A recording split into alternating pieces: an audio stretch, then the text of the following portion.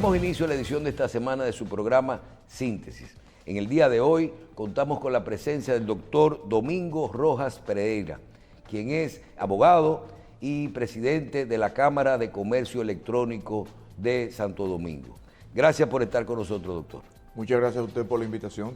Bien, doctor, hay un tema que yo quiero que nosotros iniciemos con él, porque tal vez la gente que no está involucrada directamente en el día a día de lo que esto significa o implica, no lo entiende. Tenemos días escuchando opiniones del presidente de la Suprema Corte de Justicia, el doctor Luis Henry Molina, opiniones de Participación Ciudadana, de la Sociedad Dominicana de Diarios, y tú comienzas a escuchar algo que habla sobre algo que se llama alguna política de protección de datos en el Poder Judicial. Que si estamos de acuerdo, que si hay que limitarlo, que es un exceso y todo eso. Y yo quiero iniciar, que usted nos explique qué es lo que origina todo esto. ¿Es que se ha emitido algún cambio, alguna resolución, alguna ley, algo que cambia lo que nosotros hemos hecho hasta el momento con relación a la información que recibe? Tiene que ver con la información de un imputado pero que no ha sido juzgado. Hablen un poquito del origen de todo esto. Sí, lo primero que tenemos que tomar en cuenta para tratar el tema es el contexto a nivel regional que tiene ese tema. Y es que, por ejemplo, hace unos 15 años en América Latina hubo una corriente de pensamiento que la impulsaron sobre todo juristas y tratadistas mexicanos, que era la despenalización de los delitos de injuria y difamación. Y esa política, me recuerdo que con el difunto don Radamés Gómez Pepín, yo la discutí. Y yo le decía, aquí eso tarde o temprano va a llegar, porque la tendencia que hay en América Latina es que si tú incurres en un delito de difamación o injuria, tú tengas que resarcir económicamente a la víctima o a la persona que se le violentó su derecho, pero no que el acusado o el imputado sea sancionado con pena de prisión. Y eso se dio, aquí todavía no se ha podido adoptar porque, como usted sabe, tenemos el Código Penal todavía en el Congreso Nacional, el anteproyecto, y tiempo pasa y no se ha aprobado. Entonces, en ese mismo sentido, en América Latina ya eso se acogió en la Comunidad, por ejemplo, Económica Europea, la Unión Europea, que tienen la ventaja que cuando aprueban una ley comunitaria y es vinculante para todos los países que son miembros. Y luego cada país aprueba su ley nacional.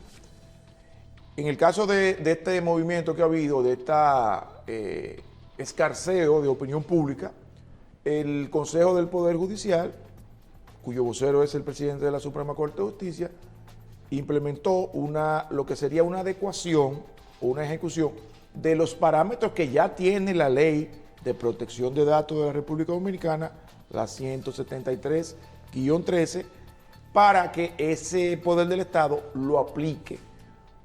Y yo entiendo la posición del Poder Judicial porque la Constitución de la República Dominicana garantiza el derecho a que nadie es culpable o la presunción de inocencia. Usted no es culpable hasta que no ha sido juzgado y condenado de manera definitiva por un tribunal. Entonces todo se origina que ahora la Suprema Corte y el Poder Judicial está aplicando esa ley, adaptándola a la realidad del Poder Judicial. Es la ley que limita o que pone los términos a la información que se divulga en el Poder Judicial. No, es una ley de protección de datos a nivel general. Una ley a nivel general. Ok, ahora que dice que esos datos que están en registros públicos, en bancos de datos, etcétera, en archivos de instituciones oficiales, tienen que ser manejados de la forma en que la ley reglamenta y dispone. Entonces, el Poder Judicial lo que ha hecho es, esa ley la ha adaptado, la disposición de esa ley, a la realidad del Poder Judicial, porque el Poder Judicial tiene que ver con casos, con expedientes, sobre todo en el ámbito penal, y ha dictado una resolución diciendo cómo se va a manejar de ahora en adelante, al tenor de lo que dice la ley general esos datos que ellos manejan de cualquier parte o de cualquier participante en un proceso judicial. Ok, escuchaba el otro día uno de los programas que se realizan que realizaron a raíz de esto, y nos decían, pero es que comiencen con el proceso, y se fueron al morbo. Claro. Aquí lo que se está hablando es que cuando un proceso judicial inicia en una fase de instrucción de donde todavía un fiscal llama a un imputado para un caso, lo puede trancar o no, y ahí se inician unos procesos de información de datos que se hacen públicos o no. Claro. A la gente no le importa el tema de que el fiscal conozca tus datos, porque tus datos están en los sistemas, sino el tema de que eso se haga público. Una persona, y leyeron un formulario hasta de cuáles son tus cuentas, tus propiedades, tu vida, todo lo que tú tienes, tú dices, bueno, eso es público, pero no cualquiera puede acceder. No puede, claro. En el caso de eso es que se trata, es que todo se haría público al momento de que inicie un proceso de justicia, aunque todavía tú no hayas sido juzgado. No, al contrario, lo que se busca es que no se hagan públicos tus datos hasta que no haya una sentencia que adquiere el carácter de la cosa irrevocablemente juzgada, una sentencia definitiva. Por eso en esa iniciativa se habla de que en los expedientes, por ejemplo, el nombre de la persona solamente constarán las iniciales, hasta tanto ya el caso entre en la fase definitiva, que hay una sentencia irrevocable y no sería problema. Eso es lo que ocurre con los menores de edad, la ley que rige los menores de edad. Un menor de edad, si está involucrado, sea como víctima o como victimario en un expediente penal, no se da a conocer el nombre. Entonces usted como abogado y como presidente de la Cámara de Comercio Electrónico, ¿usted está de acuerdo con que se protejan estos datos en la primera fase del proceso judicial? Claro. Que es la instrucción, hasta que no haya una sentencia definitiva. Okay. ¿Esa es la misma posición de la Suprema Corte de Justicia? Esa es la misma, por eso esa situación ha causado este escarceo en la opinión pública, porque hay personas que entienden, y no necesariamente son abogados o juristas, que eso sería, en cierta forma, privilegiar a los posibles culpables. Pero el asunto es que hasta tanto no concluye el juicio o el proceso legal o judicial, no hay un culpable. Entonces, para presentarlo de una forma más práctica, recordemos las ruedas de prensa de la Dirección de Relaciones Públicas de la Policía Nacional, los años 70, 80, 90. ¿Usted se recuerda la presentación? Sí, sí. Los tres tigres detrás y el relacionador público adelante con el jefe de la policía. De todo el que se sometía, la presentación de todo el que se sometía. De esa cantidad de ciudadanos que se presentaban y que se decía que iban a ser traducidos a la acción de la justicia, había un porcentaje, no todos eran condenados. Había más alto el no condenado que el que los condenados, ¿verdad? Entonces, el daño moral que se hace presentándome a mí acusado de tal crimen o delito públicamente, ¿quién me lo resarce luego que termine el proceso y a mí me da una sentencia absolutoria? Entonces, ¿por qué esa opinión de participación ciudadana y de la Sociedad Dominicana de Diarios, sobre todo de la Sociedad de Diarios, que veo que es una posición en contra de lo que plantea la Suprema Corte? Bueno, la Sociedad de Diarios, las motivaciones que pudiera tener es una libertad al ejercicio de su función, que es informar, al ejercicio del periodismo o de la comunicación. Porque no es lo mismo que tú digas... Pero en Estados Unidos, cuando hay un juicio, inclusive si un periodista entra, lo que pueden es hacer un boceto. No pueden ni dar nombre a menos que el juez no autorice que haya cámara, porque tú te recuerdas el juicio a O.J. Simpson. Sí, fue transmitido en vivo. Pero lo autorizaron las partes. Lo autorizaron las partes y el juez. Tú te recuerdas el juicio de los hermanos Meléndez, que mataron a sus padres en California, igualmente que el juicio de O.J. Simpson. Y esos juicios fueron transmitidos en vivo, todas las sesiones. Pero el principio es que hasta tanto el juez y las partes no autoricen a que sea de divulgación pública, el juicio solamente es público para el que está en la sala. En cierta forma, la Sociedad Dominicana de Diarios no tiene la razón en esto. Yo entiendo que ellos tienen la razón, tienen un punto, porque el deber de todo comunicador o periodista es informar. Y la noticia que yo redacte no va a tener el mismo impacto si yo pongo que a la justicia fue sometido en un expediente X, DRP, Domingo Rojas Pereira, que si yo pongo el nombre completo. Entonces, yo entiendo Y esa no situación. debieran haber niveles de, por ejemplo, a mí me gustaría decir que en el caso Odebrecht Exacto. se citaron, se imputaron 14 personas originalmente, claro. con su nombre. Claro. Pero no me gustaría, no tendría la habilidad de decir cuáles son sus propiedades, cuáles son su trabajo, cuál tienen el banco, o sea, Sus cierta hijos, información, sus familiares. sus hijos, sus familiares. ¿Se puede medir esto hasta dónde una cosa puede ser público o no? Porque algún dato debe de ser. Hay una verdad Claro. hasta un punto. Claro. Que tú eres un imputado. Claro. Eso es verdad, o sea, te están imputando. Y que tú no eres culpable hasta que no se te demuestre tu culpabilidad y el proceso adquiera un carácter definitivo. El Ministerio Público no tiene mucha, a veces, la culpa de los temas de divulgación de información o de crear una opinión pública con su papel, que se es de acusar. A veces dicen, fulano es un ladrón, pero la gente lo ve como que es el Poder Judicial, no como que ese es el rol del fiscal. Entonces ya aquí eso no se borra en un país como este más nunca. No. Entonces, el Ministerio Público muchas veces, sobre todo a raíz de los casos de persecución por la corrupción administrativa, ha incurrido en exceso los miembros del Ministerio Público porque muchas veces, en vez de actuar como fiscal o como representante del Ministerio Público, que es una parte acusadora, porque el fiscal o el Ministerio Público no es parte del Poder Judicial, es una rama del Poder Ejecutivo que actúa en el Poder Judicial, pero no son parte. Pero el que es profano, que no tiene conocimientos legales, pues piensa que el Ministerio Público es parte de la justicia, y en cierta forma lo es. Y entonces muchas veces yo he criticado ese exceso de protagonismo y de hacer campaña publicitaria de algunos miembros del Ministerio Público, sobre todo a raíz de los procedimientos que tienen que ver con la persecución de la corrupción administrativa. Hablemos un poquito de justicia.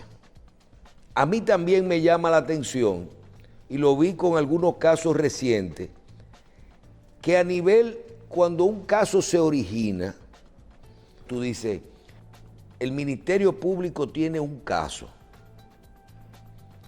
Su deber es hacer los allanamientos correspondientes, buscar la información para hacer la investigación, buscar las propiedades, bienes o activos de esa persona para cuidarlos o separarlos hasta que esa persona sea juzgada.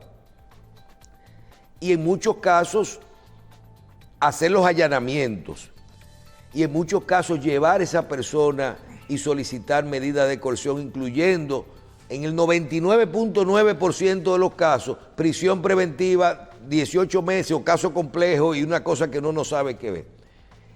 Realmente ese es el rol y el deber de un ministerio público. Ahora, llegar a una casa de un ciudadano imputado en un caso a las 6 de la mañana, despertar todo el mundo, lleno de policía, con la cabeza tapada, con armas automáticas, enseñarle, apuntarle a los menores, llevarse todo como si fuera igualito que un narcotraficante o que un asesino. Llevarse a esa persona esposado, con un chaleco, con un casco, en cosas. Podría haber niveles. ¿Usted está de acuerdo con que eso también viola el principio, no solo los datos, sino el principio de inocencia, el principio de que tal vez está ese departamento de ahí?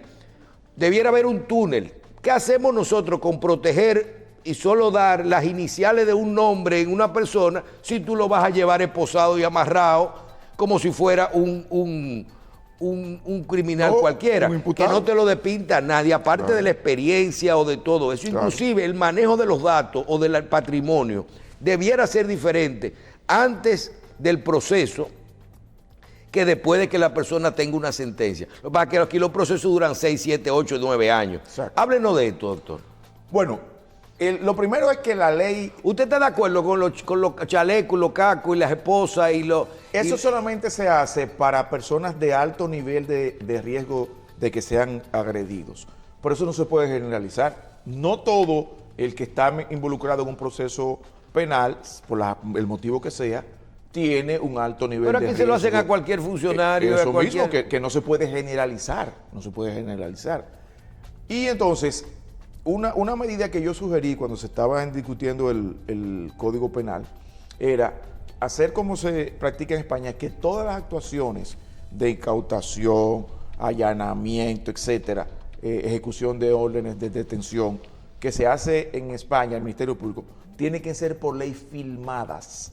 Porque ahí tú tienes una idea y puedes evaluar cómo estuvo la actuación de esos miembros del Ministerio Público, si se excedieron, si les violaron los derechos a los ciudadanos que son objeto de la persecución penal, etc. Si se robaron una cosa, si le pusieron una prueba. Si le pusieron una prueba. Entonces, por ley en España, tiene que ser todo filmado, cualquier operativo que se haga, de la naturaleza que sea. Ahora bien, muchas veces en el país, como le decía, el Ministerio Público, algunos miembros quieren tener un protagonismo y asumen incluso hasta una actitud de perdonavidas que no es consono con la función de un fiscal cuyo principal interés debe ser perseguir los crímenes y delitos y proteger a la sociedad. Tan sencillo como eso. Entonces, la ley que tenemos, el marco legal que tenemos es muy buena. Es una copia adaptada de la Ley de Protección de Datos española, la dominicana. Y es en el marco de nuestra realidad como país subdesarrollado, es una ley muy buena. Ahora bien, cuando usted dice que la Suprema Corte de Justicia quiere que los nombres sean con las iniciales, esa persona tarde o temprano cuando acude al tribunal se va a saber su identidad. Sobre todo si llega esposado o llega amarrado o sobre todo si el por caso, un pasillo. sobre todo si el caso tiene una connotación pública, que la pero prensa va a cubrir aquí también la juicio. prensa puede entrar y poner Claro. una cámara. Aquí no hay protección adentro del... Precisamente. Entonces, tenemos que ver, sopesar, qué sería lo más efectivo, porque si usted me dice a mí que no se pueden presentar las imágenes de las personas cuando son apresadas por la policía o en el momento que son presentadas, llevadas ante el Ministerio Público, yo le digo que sí, que eso es correcto. ¿Y es obligatorio, por ejemplo, el tema de las esposas? Sí, por un asunto de seguridad es obligatorio. Y es obligatorio que todo eso se haga público. No hay una legislación o no se puede legislar decir, esas personas deben de ser, porque aquí se hacen ruedas de prensa, para eso se avisan a los medios cuando van a hacer un operativo. Precisamente, en eso hablábamos de que una cosa es que tú filmes, por lo que le comentaba de la ley española, todas las actuaciones, y otra cosa es que tú la hagas pública, que tú le des participación a la prensa o que tú esa filmación la envíes a los medios. Yo con eso no estoy de acuerdo. Por lo que hablábamos, y si de luego a mí me descargan de mi responsabilidad que yo tenía penal, ¿quién me resarce el daño moral que me hicieron? Doctor, hay antes de que hablemos de la parte ya de los delitos electrónicos, ¿usted no cree que realmente aquí se está exagerando con el tema de la prisión preventiva?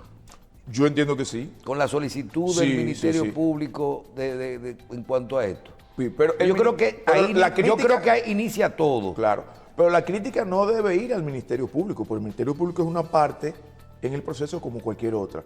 La crítica debe ir a esos jueces que, en base a que la opinión pública o que el Ministerio Público presiona, actúan imponiendo medidas de prisión cuando en el fondo ellos saben que los imputados tienen suficiente arraigo y no hay, o lo que hay un mínimo peligro de fuga, y en aras de no ser cuestionados o no ser tachados por el Ministerio Público o por la opinión pública nacional, actúan, como yo defino, como el juez del miedo.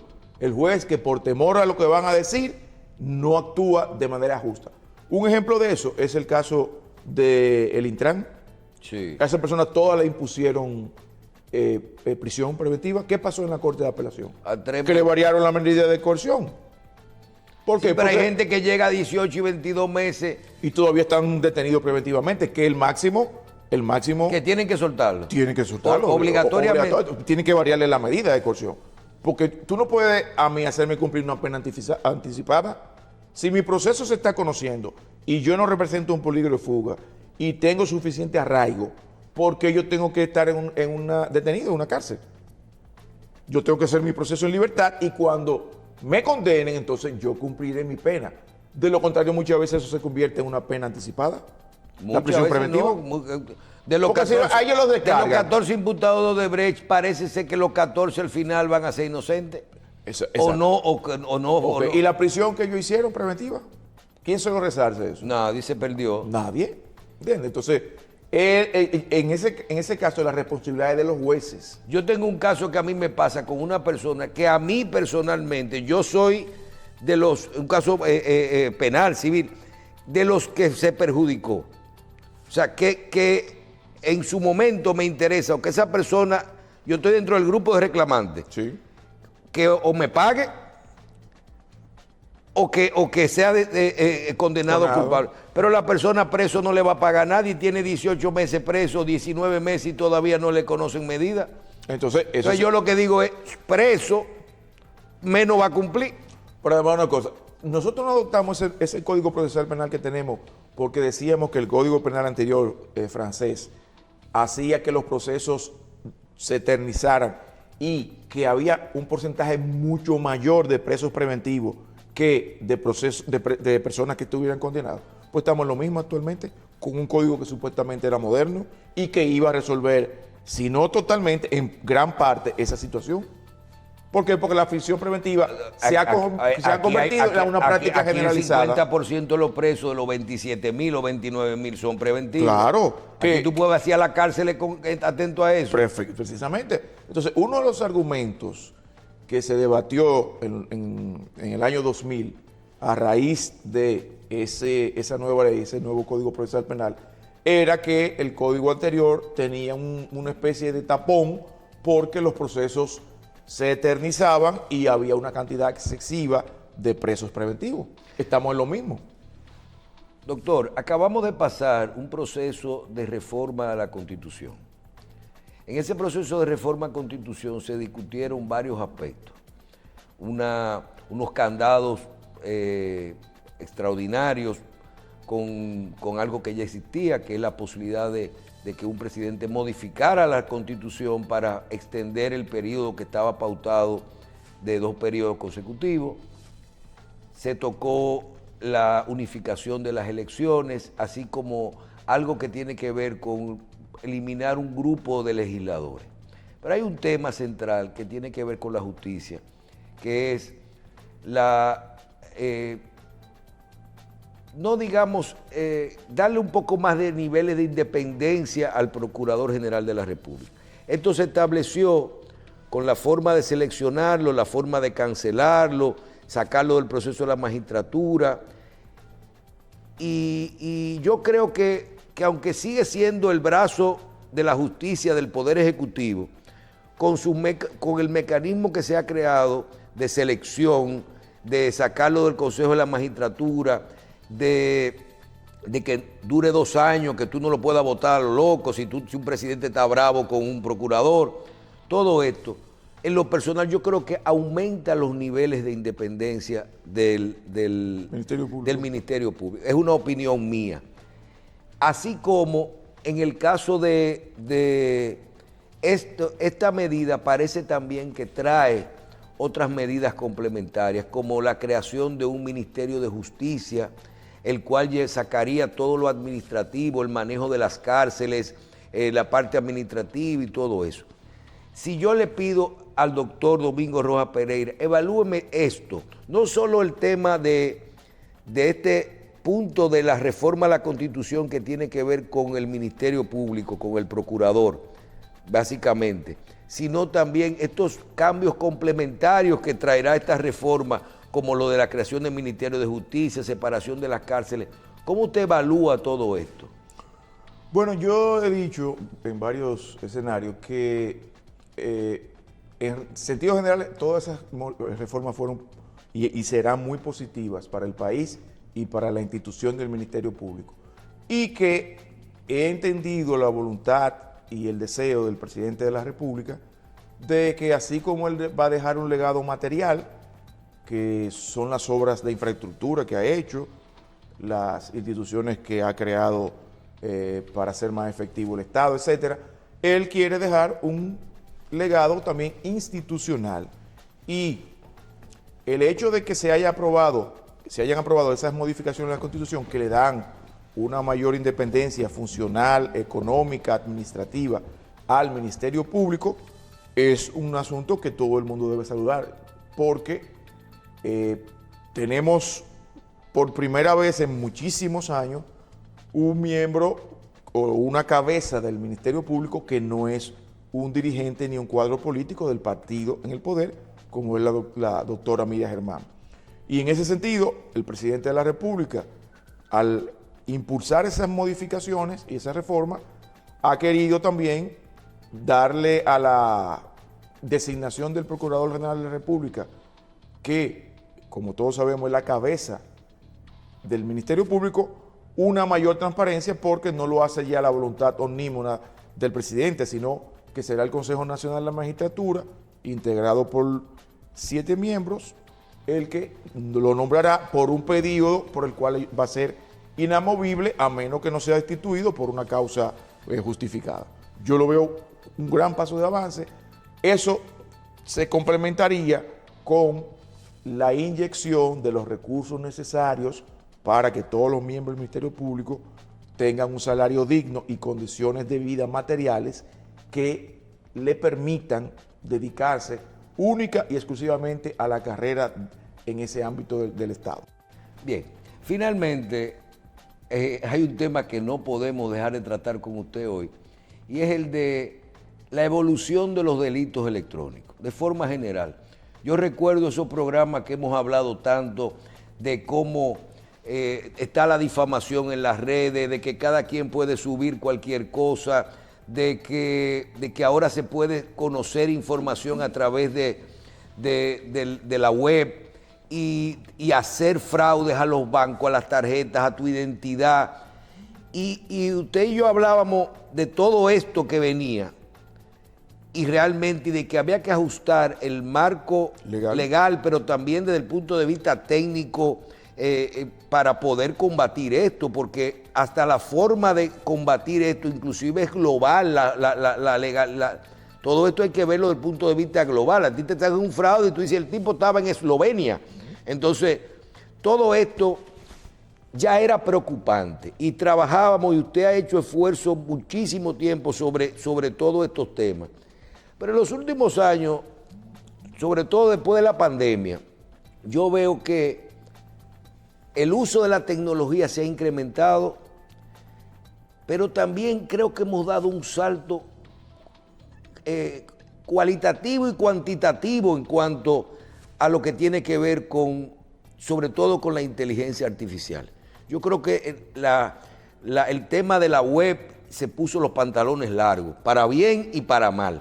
En el caso, vincúleme todo esto ahora estamos hablando de que un fraude te lo puede hacer una máquina. Oigan bien, de que un fraude, un delito electrónico te lo puede hacer una máquina y no hay un culpable. Y te pueden cambiar hasta tu voz por la de otra persona. Usted puede hacer este programa mañana y decirle a un sistema que sea yo, Michel Jacín con el cuerpo suyo, todo eso.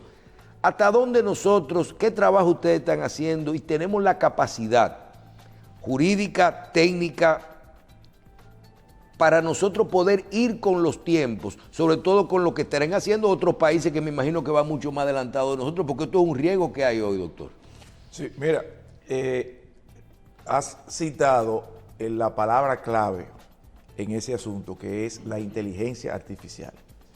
La revolución que se está produciendo y la que se producirá en el futuro en el mundo, en todos los aspectos de la vida, y sobre todo en ese aspecto de la ciberdelincuencia, con la inteligencia artificial es preocupante. Nosotros como país tenemos un proyecto que se está conociendo en el Congreso Nacional para reglamentar la inteligencia artificial.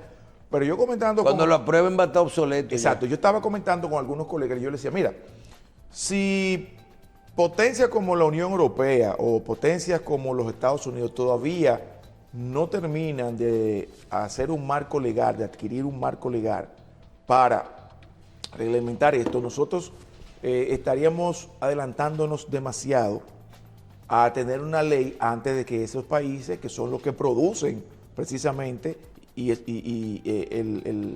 inteligencia artificial reglamenten. Entonces, el proyecto es una buena iniciativa, se está conociendo en el Senado, incluso hubo en días pasados vistas públicas para que las instituciones y los ciudadanos fijemos nuestra posición con relación al proyecto, pero corre riesgo de esa situación de que si se aprueba antes que otras legislaciones de países más desarrollados que tienen un conocimiento más profundo de la inteligencia artificial, nuestra ley que se quede atrás y las legislaciones que se aprueben con posterioridad pues sean más efectivas.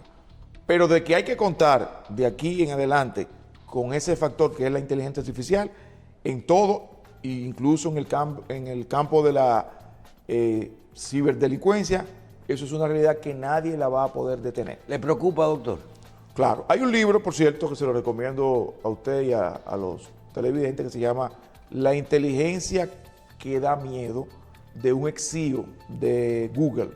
Se llama Mo Kraffer, que te explica ahí de una forma muy sencilla cuáles son las implicaciones que tendría la inteligencia artificial de cara al futuro, y que todo va a depender obviamente del uso que se le dé. Si le damos un uso en provecho de la humanidad, pues será uno de los avances y de los saltos cuantitativos y cualitativos más grandes que ha dado la humanidad. Pero también hay el riesgo de darle un mal uso. Por ejemplo, en materia bélica, la inteligencia artificial ya se está usando en esa materia. Para, en vez de una persona operar el disparo de un cohete o de un misil, que lo haga una máquina. A mí me preocupa, por ejemplo, no solo eso, sino que la tecnología, desde suspenderte el uso de la tecnología, te crea un caos. Claro. En el sistema bancario, en el sistema financiero, claro, en los datos personales, o sea, claro, uno no sabe hasta dónde tú no puedes caer en mal. Yo creo que lo bélico es lo más chiquito del problema. Digo, sí, tiene la consecuencia más grande, pero, sí, pero lo más en el día a día. El tránsito, todo.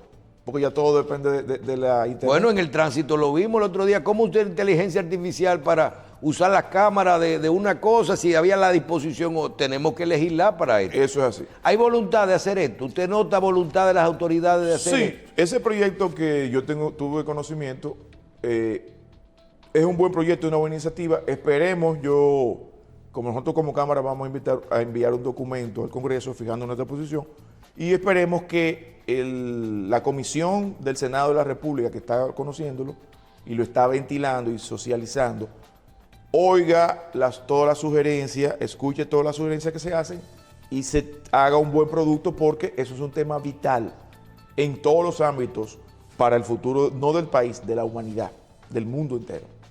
Bien, doctor, gracias. Yo quiero que trabajar estos temas y creo realmente que debemos de hacer sesiones permanentes para mantener a la gente actualizada y poder nosotros como ciudadanos crear la presión necesaria para mantener este tema y que no queden estas legislaciones y estos controles en el limbo, porque esto va muy rápido. Totalmente de acuerdo. Muchas gracias por la invitación y siempre estaremos dispuestos para debatir esos temas. Bien. Doctor Domingo Rojas Pereira, abogado, nos acompañó. Le agradecemos de nuevo su participación con nosotros en Síntesis.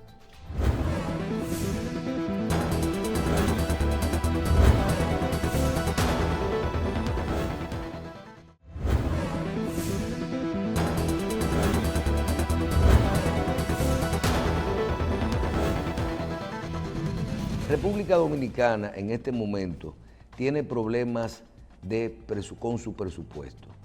Problemas con su presupuesto porque sus ingresos son inferiores a sus gastos. Para esto, eso genera un déficit todos los años. Para esto, el gobierno había contemplado realizar una reforma fiscal, la cual no fue posible, y en adición, un plan de controlar los gastos y hacer los mismos más eficientes. Todo esto no fue posible. Tenemos muchos problemas para realizar obras, problemas para resolver el tema del déficit, problemas para poder resolver el problema del tránsito, el tema de los parqueos. Se habla de que tenemos muchas instituciones que no son eficientes.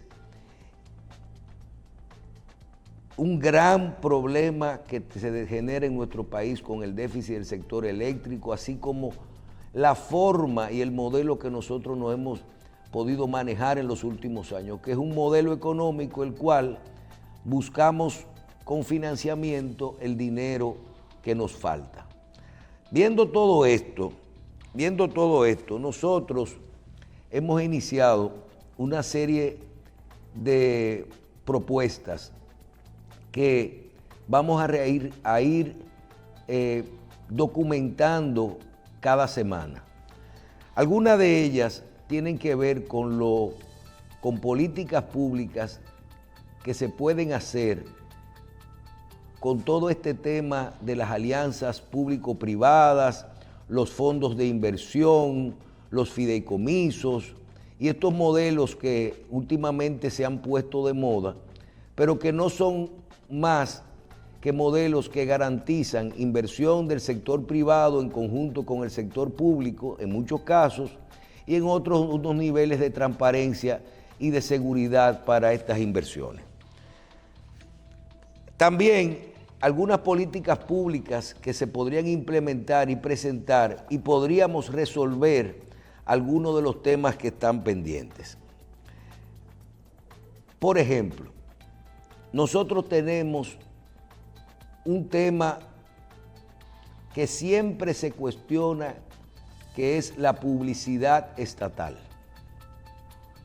Nosotros, aunque vamos a presentar una propuesta detallada de esto, sugerimos que se dedique un 0.5% del presupuesto a publicidad, pero que esta publicidad esté condicionada a que no pueda ser solo de promoción de las instituciones o de los gobiernos de turno, sino que cada institución tenga que dedicar su presupuesto en un alto porcentaje a educar, informar de las actividades que ellos realizan, pero no de lo que inauguraron, sino el Ministerio de Educación, si va a dedicar su presupuesto de publicidad a educación, a lograr que la gente sepa más. El Ministerio de Salud, a campañas de educación.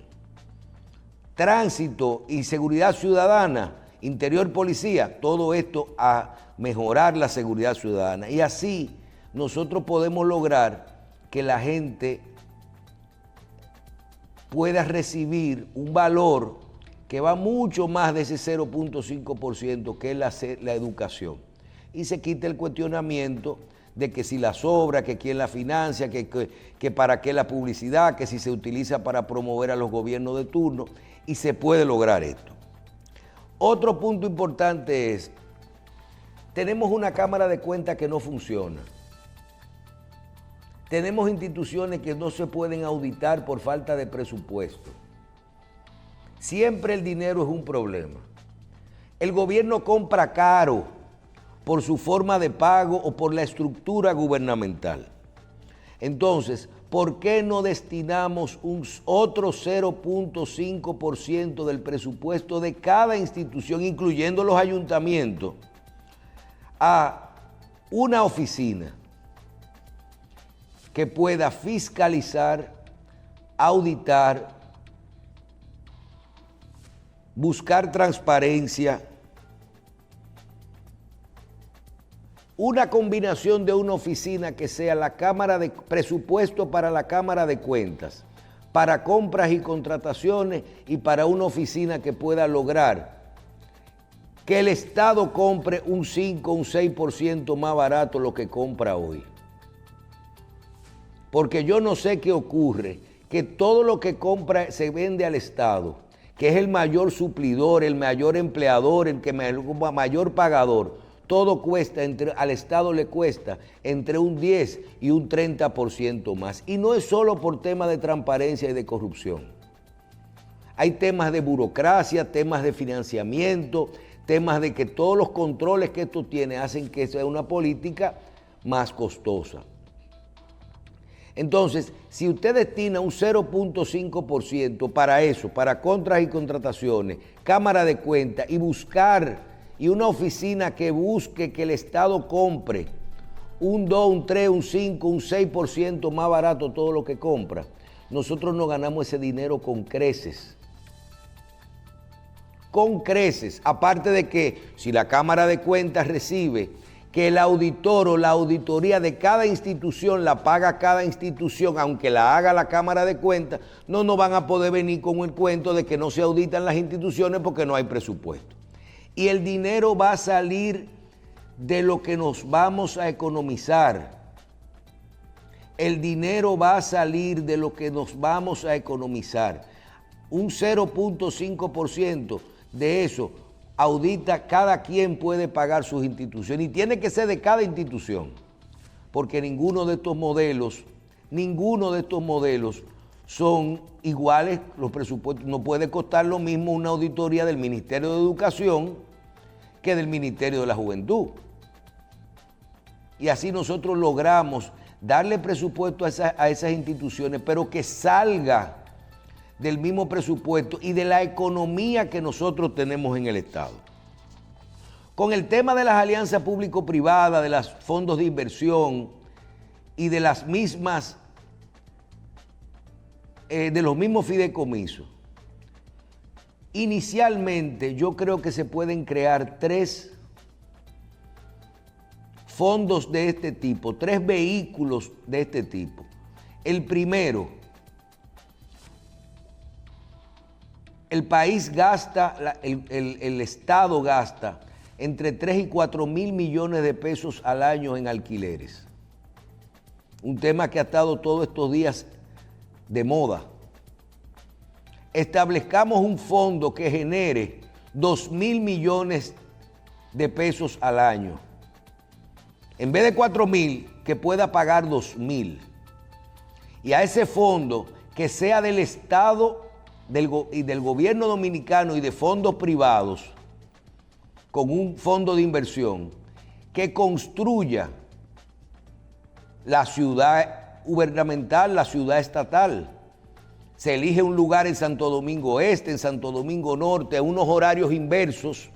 Resolvemos el tema del parqueo, del tránsito, de todas esas instituciones, las sacamos del polígono central, dejamos de pagar los alquileres y construimos 100.000 metros y 25.000 o 30.000 metros de almacén y 3 o 4.000 parqueos en una zona donde ahí estén las instituciones del Estado, sin lujos, con pisos de granito,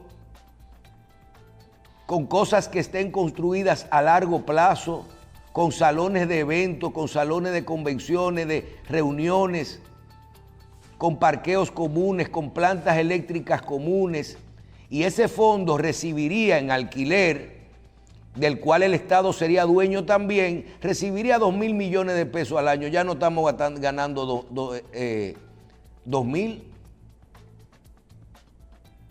Y ahí hay 2 mil millones de pesos. Se hace una inversión de 100, de 200 millones de dólares y se sacan, se eliminan 80, 90, 100 instituciones del país que están pagando 4 mil millones de pesos entre oficinas y almacenes todos los meses, todos los años.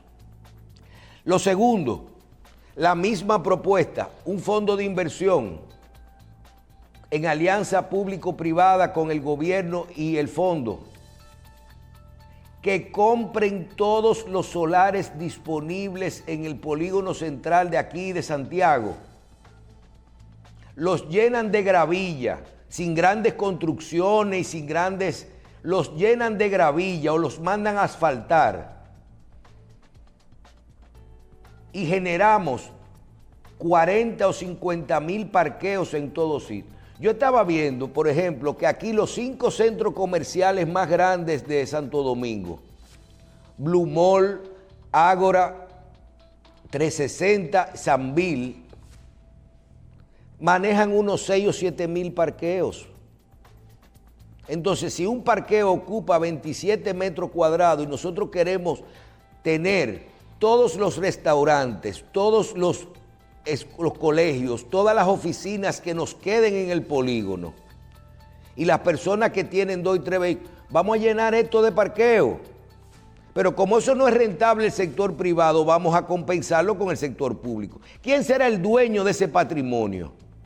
Se compró caro, ¿y qué? El dueño de ese patrimonio, y tampoco se va a poder alquilar caro, ni vamos a poder cobrar $100 mensuales por un parqueo porque la gente no se va a parquear.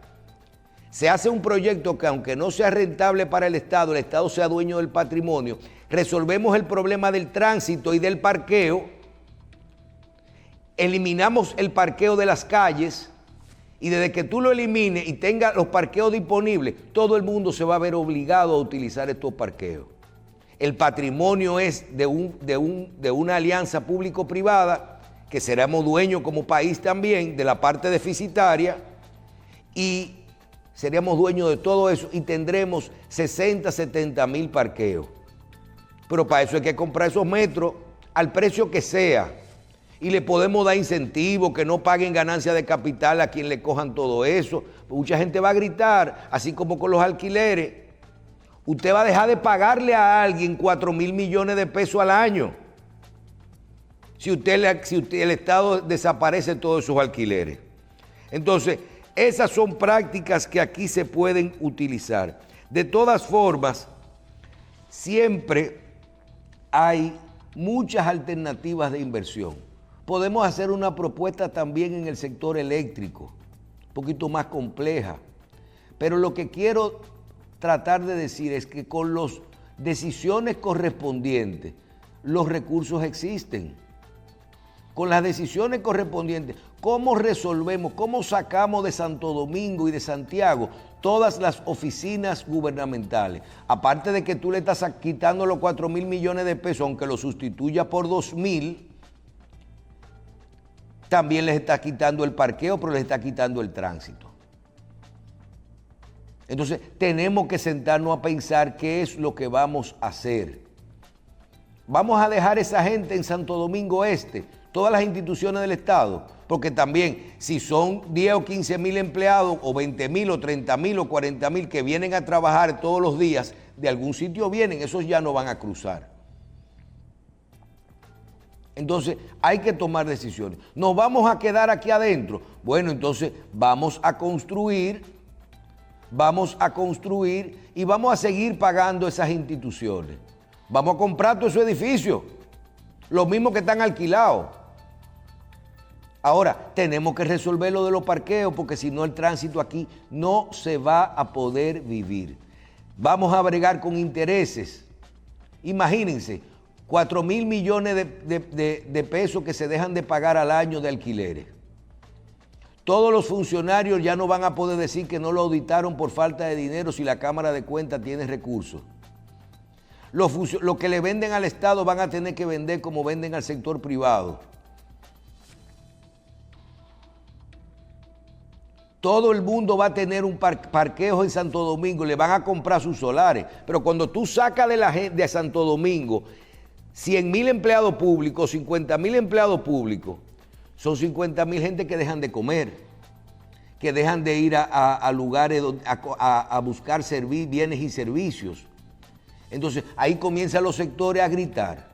Hay que tomar decisiones importantes y hay los mecanismos para buscar esos recursos. Solo hay que tener las iniciativas y que planificarlas con tiempo.